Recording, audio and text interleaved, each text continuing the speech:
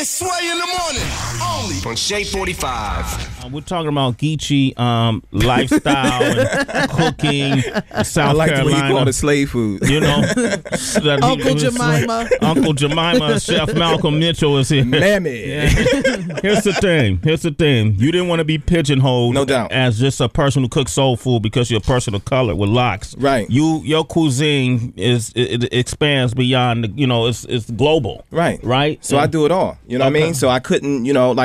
Listen. I've done school lunch programs. Mm-hmm. I've done the first kosher food truck in D.C. Check that. Listen to that again. Mm-hmm. Black man, Locks, did the first kosher food truck in D.C. and everything in between. Like, I've done stuff for Chris Tucker, personal chef for him, did stuff for Mary J. Blige. He was on a raw diet. I did a raw diet for her for 2 weeks. So it's like everything. So I just can't be like locked into one little zone. You know what I mean? Why only for 2 weeks? Was she trying to fit in for a role or something? Or I was working with her personal trainer, which is Mark Jenkins. Mm-hmm. So me and him collaborated on some few things that we was doing back in D.C. when he moved from New York to D.C. And so at that point, I think he was on the road with her, and I was flying her out food. Mm-hmm. And so he wanted her to go on this raw diet. I don't know how she did it for 2 weeks. It's a tough diet to go on. That's hard, man. It's a tough diet to go on. And so when that's your no body, cooked food, right? No cooked food, fruits, vegetables. You're getting your protein just from like nuts and things of that nature. Mm-hmm. And if you do cook something, you can't take it over like 106 degrees. But really, they want you straight raw. And when your body's like shocking your body, if you immediate and you go straight, vegan, mm-hmm. it's a tough call. So your energy level just dropped. So she did it for 2 weeks, and it was cool. I got good press off of that. You got press. Chef Malcolm Mitchell, I want to taste some food. No doubt. All right, now tell me, what do you have here? And then also, we'll give you guys information. It seems weird with tasting food on radio, but we're filming it, so we'll put it on Sway'sUniverse.com. And then we're going to give you information on how you could cook like Chef Mitchell. All right, now what is this right here in front of us? So right there, we got you a Bellini, which is basically a little potato pancake. Mm-hmm. I did some creme fraiche underneath that, roasted tomatoes and smoked salmon with a little bit of chives on there and some lemon zest. Now, for your nice little appetizer. No, this is something your average guy like me can make too, right? Oh, this is mad simple right here. Mad simple. Heather, you're not going to taste it too? Well, I was going to say, Sway, I had the opportunity to work with Chef Malcolm before at an event, at a private event, and I had a chance to sample some of his food, and everybody just went crazy, and he kept stressing the same thing, like, these are simple foods that you can make. I mean, of course, the presentation is beautiful and things like that, but these are simple foods that the average person can make. I was doing the mixology there that night. Killer drink. What was that drink? That drink was crazy.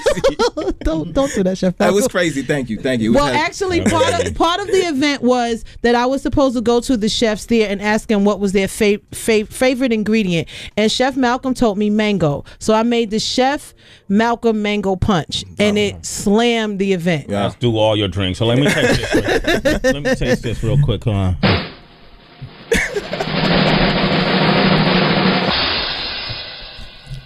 Oh, I heard the crunch on there. Yeah, you heard that was crunch? nice.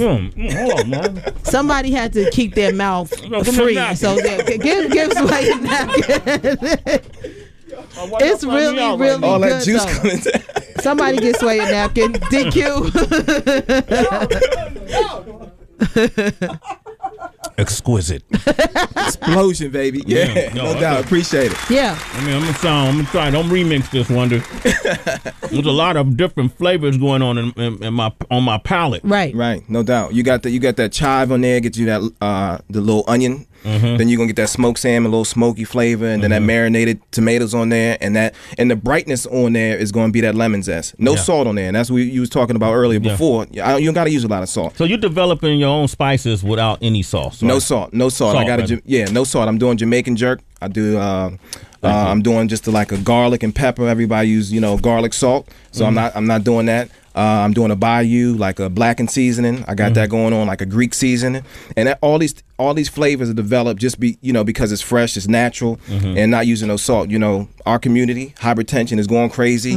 We got to lay off that salt. The first thing we do when we go in a restaurant, we reach for the salt without even tasting the food. So I want to develop some flavors, just some clean flavors with no salt in there. So, that's true.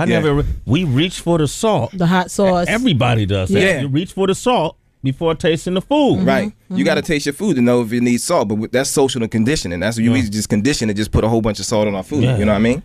It's Sway in the morning, only on Shea 45.